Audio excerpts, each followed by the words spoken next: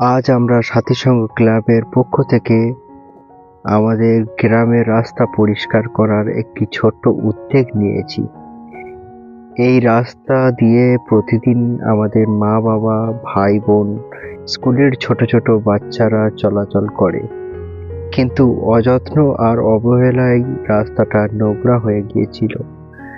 তাই আমরা কয়েকজন মিলে ভাবলাম, পরিবর্তন চাইলে আগে নিজেদেরকেই এগিয়ে আসতে হবে। গ্রাম আমাদের, দায়িত্বও আমাদের। চলুন সবাই মিলে পরিষ্কার পরিচ্ছন্ন একটি সুন্দর গ্রাম গড়ে তুলি।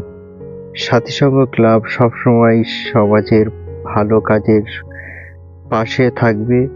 আপনারাও আমাদের পাশে থাকুন। ধন্যবাদ।